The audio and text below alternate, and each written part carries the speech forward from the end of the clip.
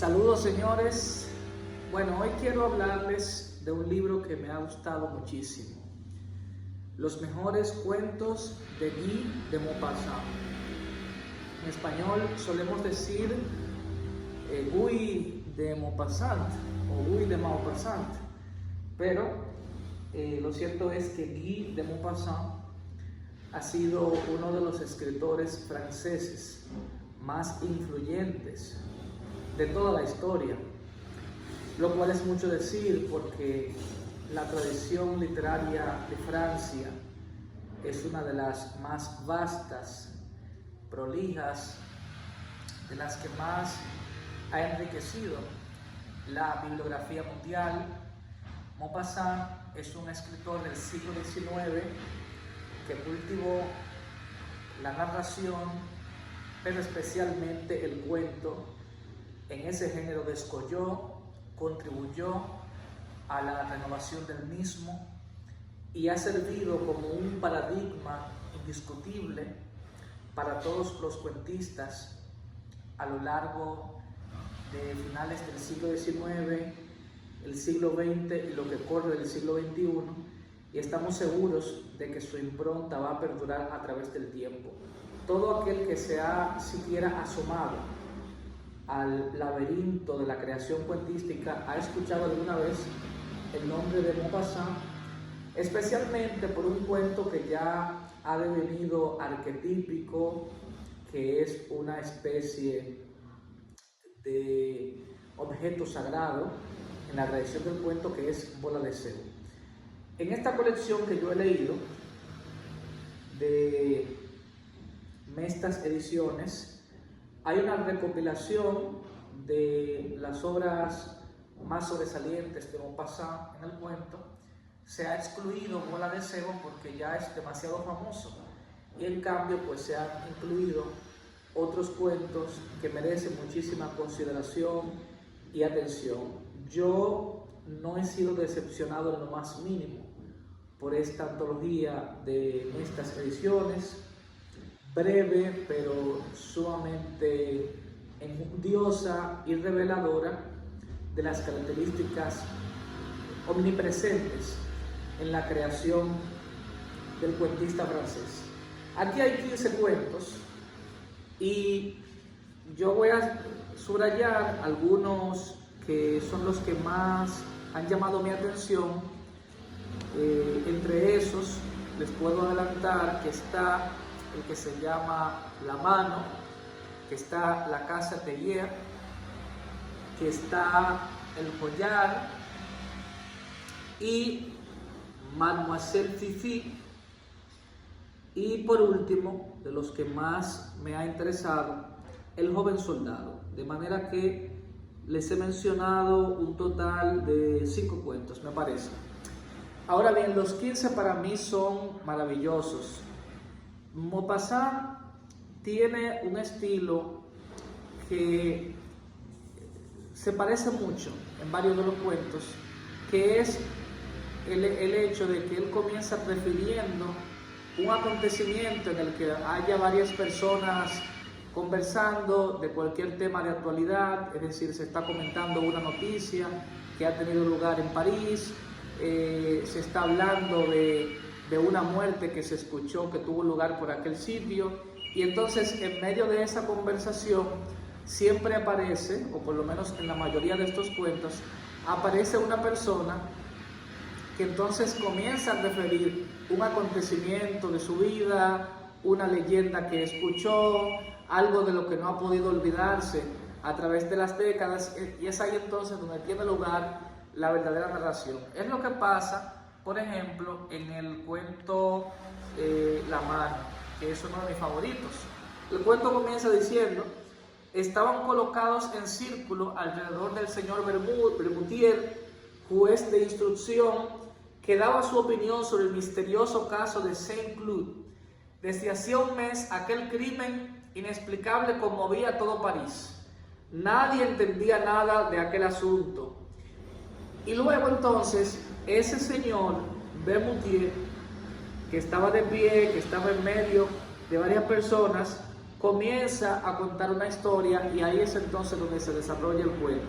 Este cuento, La Mano, como otros, se asoma al terror, especialmente psicológico, porque se refiere a algún acontecimiento sobrenatural, fantasioso, pero queda dentro de un espacio de ambigüedad. Maupassant tiene muchísimo cuidado de no involucrarse como autor en un punto de vista avasallador, en no imponer su criterio sobre los acontecimientos que está contando, sino presentarlos de forma desnuda y que entonces sea el lector quien pueda formarse su propio juicio. A ese estilo contribuye el hecho de que es sumamente escueto, de que es breve, parco en los párrafos, es conciso en las descripciones, es una de las maravillas de él.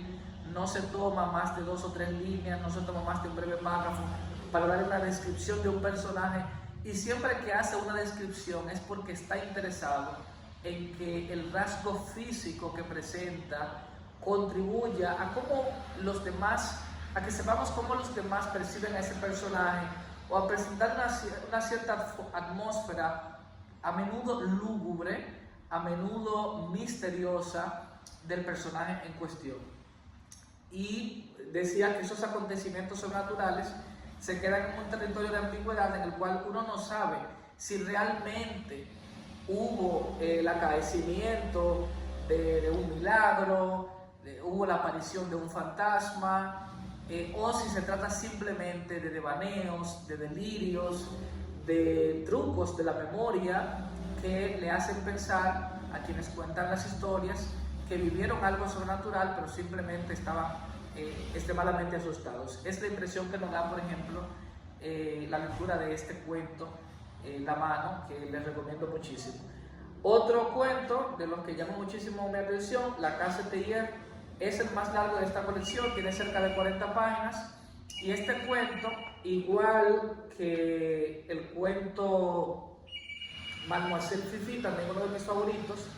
este cuento, La Casa Théier, trata básicamente sobre unas prostitutas que trabajan en un burdel, y entonces pues unos acontecimientos que tienen lugar cuando ellas tienen que acompañar a la propietaria del negocio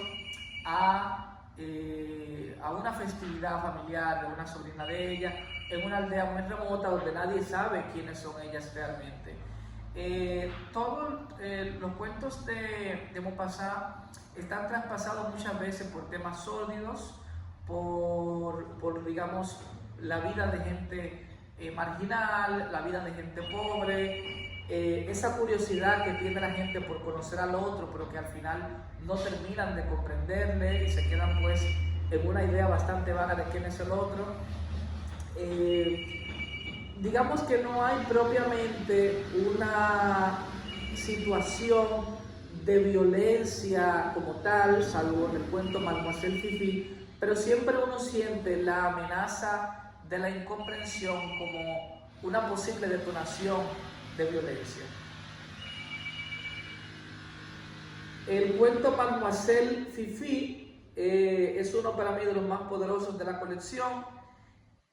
Es un cuento donde sí hay un acontecimiento propiamente violento, donde hay un crimen,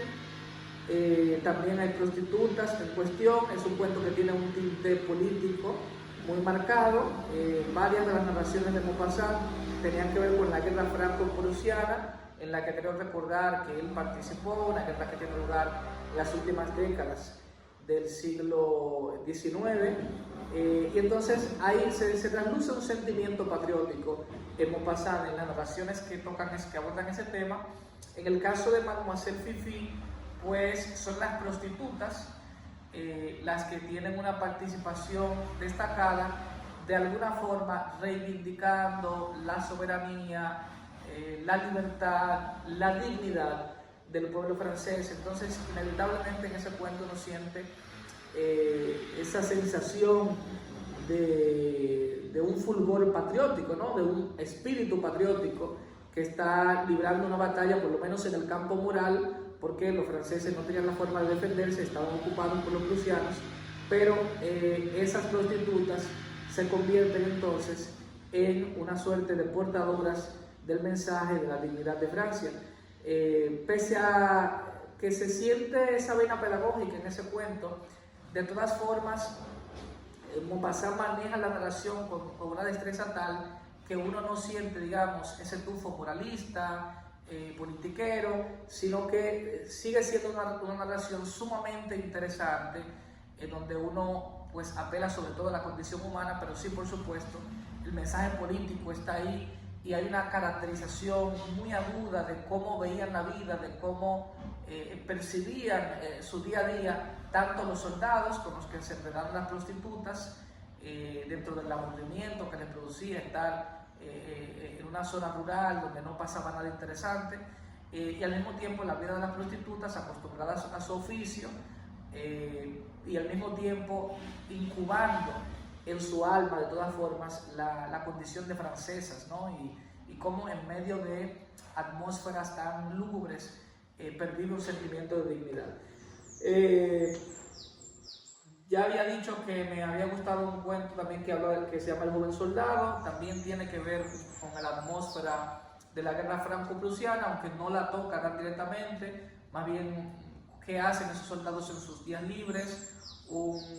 conflicto que se genera entre dos soldados que son muy amigos, que suelen pasar los domingos en los que están libres de su trabajo en una pequeña pradera que les recuerda su aldea natal, pero por una mujer pues surge un conflicto que finalmente les separa. Maupassant en todos estos cuentos logra algo que todos los cuentistas se proponen, y por eso ha sido una referencia tan indiscutible, que es en muy pocas palabras, que es de forma sumamente precisa, expresar todo un cosmos narrativo. Basta con leer las primeras líneas, el primer párrafo de cualquiera de sus cuentos para ya uno sentir que uno está dentro de la narración, ¿no? Él logra rápidamente presentarnos los personajes, presentarnos cuál es el conflicto, cuál es el problema, cuáles son los deseos, las necesidades, las frustraciones de sus personajes, en muy pocas palabras, valiéndose de unos recursos estilísticos sumamente parcos y llevando al lector, ¿no?, a una escena de contradicciones internas sumamente profundas que se dan en los personajes, a pesar de que ellos no suelen estar en capacidad de articular con claridad qué es lo que quieren o qué es lo que les está ocurriendo. Finalmente quiero leer el inicio del cuento La Casa Teillet, precisamente para también recordar esta proeza que logra Maupassant en cada uno de sus cuentos con unas introducciones tan magistrales donde nada sobra y nada falta. Comienza diciendo: acudían todas las noches allí, sobre las 11, ni más ni menos que como al café. Se reunían 6 o 7, siempre los mismos. No eran unos juerguistas, sino gente respetable, comerciantes, jóvenes de la ciudad. Se bebían un chartreuse entre bromas con las chicas, o bien hablando sobre temas serios con la madame, que era respetada por todos. Regresaban a casa antes de la medianoche. Los más jóvenes a veces se quedaban más tiempo. Era una casa familiar muy pequeña, pintada de amarillo, en el rincón de una calle tras la iglesia de Saint-Étienne. Por la ventana se veía una dársena llena de barcos que descargaban, una gran salina llamada la Represa, y detrás la cuesta de la Virgen con su vieja y gris capilla. Maupassant vivió una vida relativamente corta, casi 43 años, entre 1850 y 1893, un personaje bastante promiscuo en el campo sexual, discípulo de Gustave Flaubert, el autor de Madame Bovary, de quien aprendió muchísimo, precisamente sobre esa economía de recursos en la prosa, y sin duda un autor que ha dejado una huella imperecedera en la historiografía de la literatura mundial.